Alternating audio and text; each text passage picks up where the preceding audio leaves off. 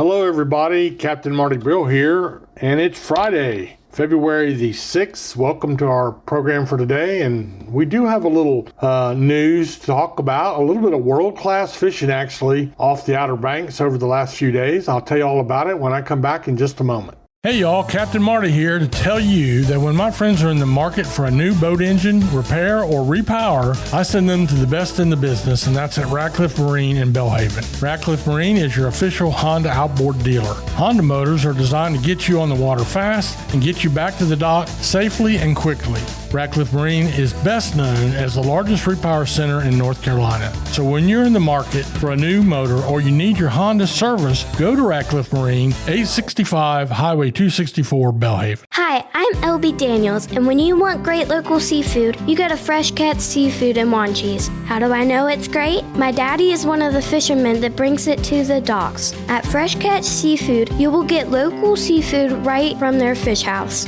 They are a family-owned business that knows the name of every fisherman that comes to their docks. Visit their social media pages to see the latest catches. My daddy would love to put his tuna on your dinner plate, so get it now from Fresh Catch Seafood in Wanchese.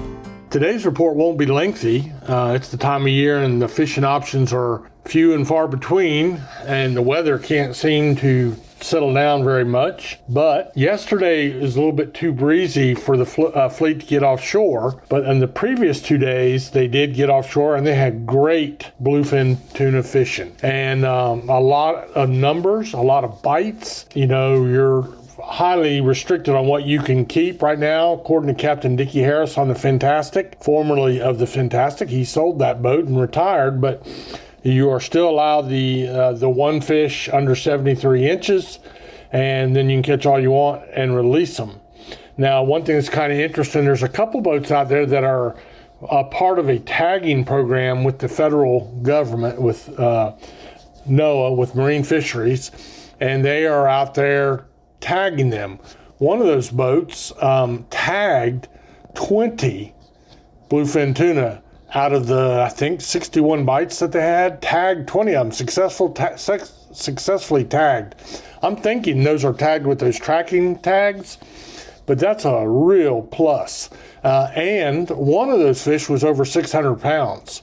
So they're there. They are out there. They are in good numbers. It's now a winter fishery. Back when I was doing it and go out looking for bluefin tuna in the dead of winter, you went drop netting for croakers and spots, along the beach on a gill netter, or you went in a boat shop and you hammered nails and pushed a lot of sandpaper and breathed a lot of fumes building these backyard charter boats that are out there nowadays bluefin tuna fishing. So that's what they're going for, and it's a world-class destination, one of the best spots in the entire world that you can go and get the numbers and the bites that they're finding. Have they been there all along? I don't really know. We didn't get much effort in the Gulf Stream in the dead of winter back in the years that I did it. So it's hard to say, but I tell you what, they're making the most of it. You do need to leave it to the professionals. And if you are going to go, make sure that you have the proper gear. You need survival suits for everybody on board. Your life jackets need to be in good condition, working order. You need to have an E-PER. But fishing in February is a lot different than fishing in August.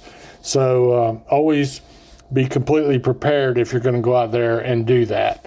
Now, that's about it, though, for the fishing report. I did see just a few puppy drum caught on that little lull we had day before yesterday. But then yesterday, the wind started breezing back up again, and there's just not a lot to report. I think the diehards could go out and come up with a fish or two in the surf, but it won't be long. Things are turning around as we go, march our way till March, and it can't come soon enough for me. I'm an old Florida boy at heart. My roots are I'm born and raised in Florida. Showed up here the day after I graduated from high school. I'm not even going to tell you the year, but I still have not learned to dress for the cold, and we have been tested. So we'll take a little break. I'll come back and talk to you a little bit about what's going on in the Sound. Wave Runner Fishing Charters provides exceptional Outer Banks fishing trips for anglers of all experience levels. Captain Brian White's love for fishing began at age 6 and soon evolved into a lifelong passion. Located at Wanchese Marina, the Wave Runner specializes in offshore and nearshore fishing adventures, offering guests the excitement of pursuing a wide range of pelagic species. They have the best rates in town. Call today at 252-216-8350 or online at fishwaverunnerobx.com.